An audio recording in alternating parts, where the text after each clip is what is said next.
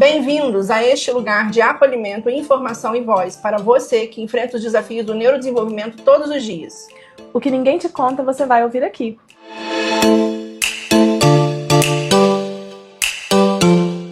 Eu sou a Maíla Cabral, mãe atípica, AT, estudante de terapia ocupacional. Sou uma mãe em busca de desenvolvimento, autonomia e independência para o meu filho.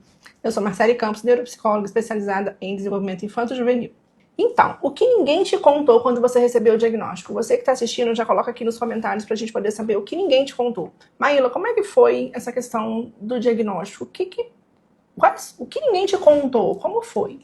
Quando o diagnóstico chega, eu acho que o que ninguém te conta começa muito antes de você receber um diagnóstico. Quando você começa a desconfiar que seu filho tem alguma coisa, você vê que ele é diferente, que tem alguma coisinha tem um ali, comportamento ali que e muitas vezes você nega aquilo, né? Fala, não, vai melhorar. Não, vai melhorar.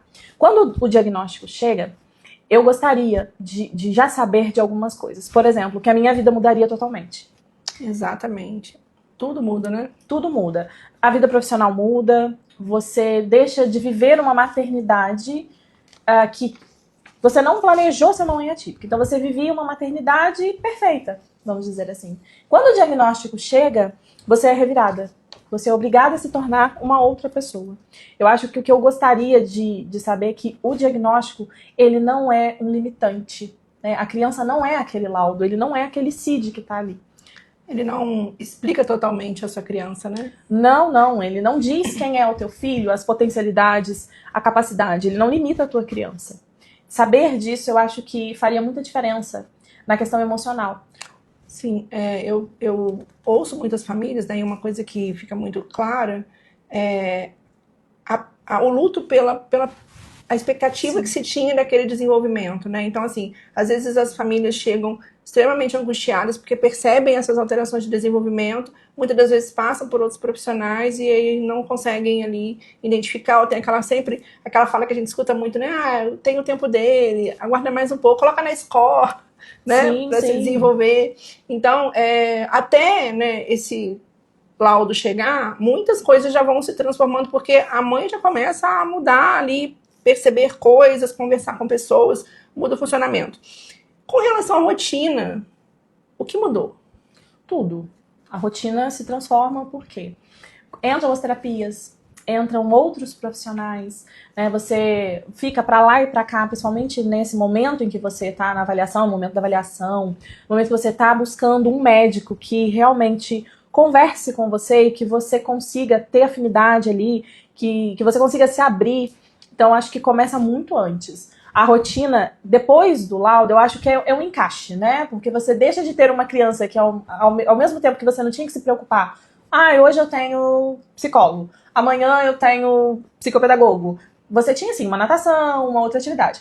E aí você passa a organizar a tua vida de acordo com a rotina da criança. Num primeiro momento é muito desgastante, porque isso pode influenciar na vida profissional. Muitas mães trabalham, né? E às vezes precisam abrir mão do trabalho para conseguir levar o filho para lá e para cá, principalmente quando você não tem uma rede de apoio. Então lidar com profissionais, conversar com profissionais, começar a se inteirar desse mundo, eu acho que é o que mais impacta na rotina. E o que eu vejo aqui, nos atendimentos que eu faço, né, na verdade, assim, a dificuldade nesse relacionamento, esse impacto no relacionamento, né, ele não é só dentro da família. Muitas das vezes a família, o cuidador, não tem conhecimento sobre o que está acontecendo. Então há uma dificuldade de lidar, né, com aquela criança. O relacionamento com a criança, às vezes tem dificuldade até de comunicar para o médico profissional de saúde o que está acontecendo, porque não conhece, porque não compreende ainda.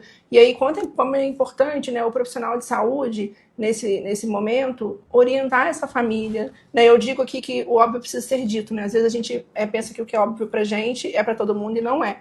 Né? Então, quando a gente conversa sobre o que não te contaram, né, é justamente para a gente poder refletir sobre o impacto desse momento na vida das pessoas, mas muito também por como isso se dá nas relações, porque nós temos, por exemplo, o impacto na relação da própria mãe com o filho, o impacto na relação do casal, né, a própria comunicação da família com os profissionais de saúde e dos profissionais de saúde com a família, que muitas das vezes não tem conhecimento sobre o que está acontecendo. E nós não estamos falando especificamente de autismo, né, mas de todas as neurodiversidades. Então, realmente, nesse momento, a rede de apoio que talvez existia para essa família começa também a sofrer modificações. Isso aconteceu com você, Maíra? Me conta. É uma rede de apoio que, na verdade, deveria se fortalecer, né? Eu gosto muito da frase que diz que é preciso uma aldeia para criar uma criança. E na maioria dos casos, você não tem. Geralmente as pessoas se assustam, né, com aquele diagnóstico, principalmente, vou falar, né, da minha realidade, que é o autismo. Às vezes é uma criança que tem uma estereotipia, é uma criança que entra em crise e as pessoas ficam com vergonha, né? Às vezes você tá no meio da rua, a criança entra em crise e uma mãe que acabou de receber esse diagnóstico ainda não sabe lidar com isso. Quando a família vê que aquela criança é diferente, todo mundo tende a se afastar.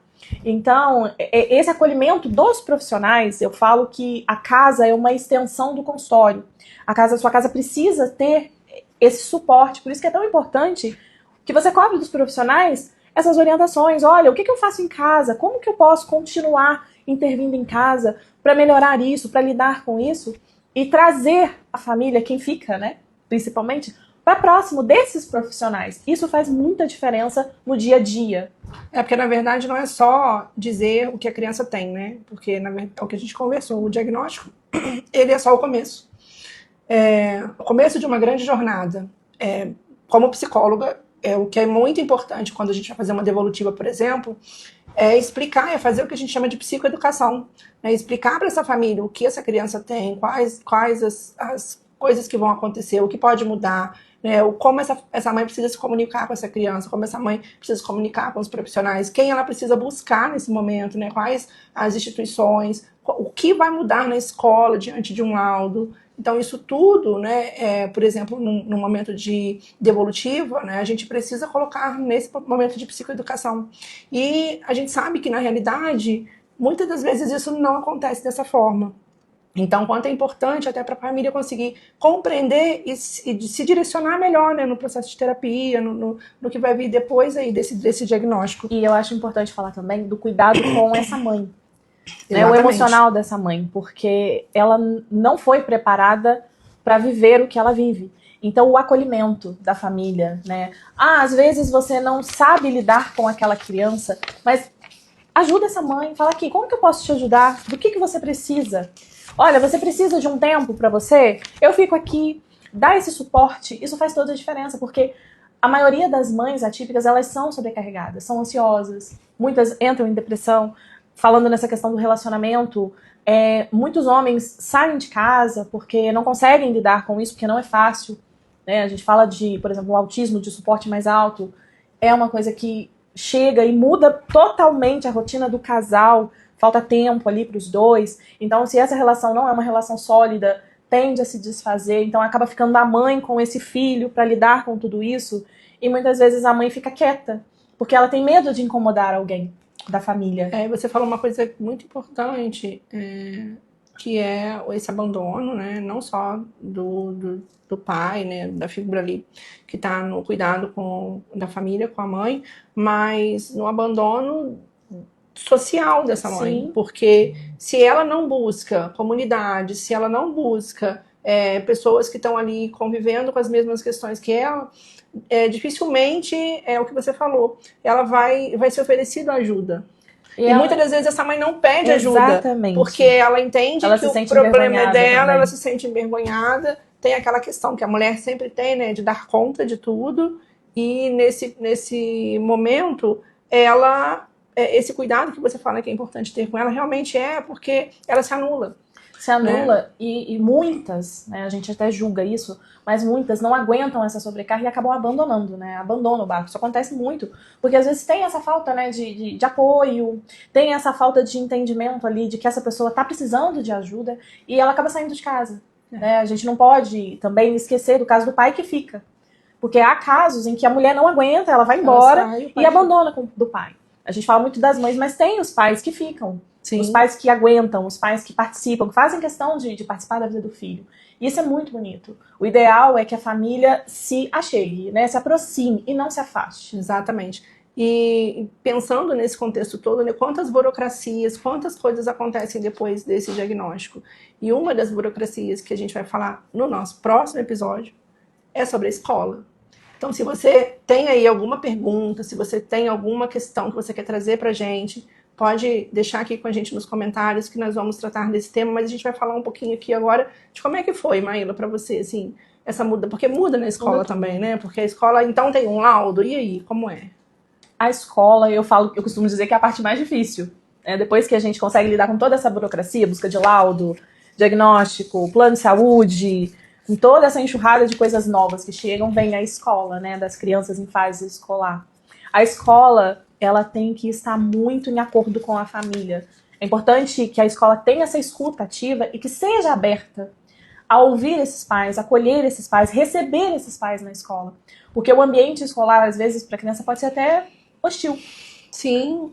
E não só os pais, né? Acho que os profissionais da rede de apoio que é realizada depois desse diagnóstico, eles precisam também ter esse contato com a escola, justamente para poder fazer esse trabalho de parceria e essa criança conseguir se desenvolver da melhor forma possível.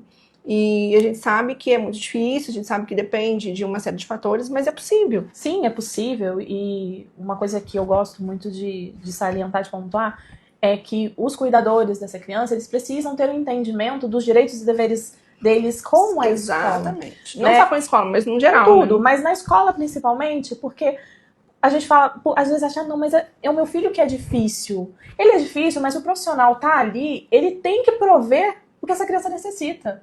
Ela tem que conseguir ajudar essa criança de alguma forma e não excluir a criança. Sim. Então é por isso, gente, que essa proximidade, família, escola, terapeuta, é uma tríade. Sim. Né? Se você tem dificuldade com a escola, se a escola não te ouve, peça ajuda, às vezes, com o profissional que acompanha teu filho. Peça para ele conversar com a escola, porque muitas vezes a escola é mais aberta ao profissional, né? Profissional lidando com o profissional, e aí eles vão conseguir ajudar vocês a fazer essa mediação.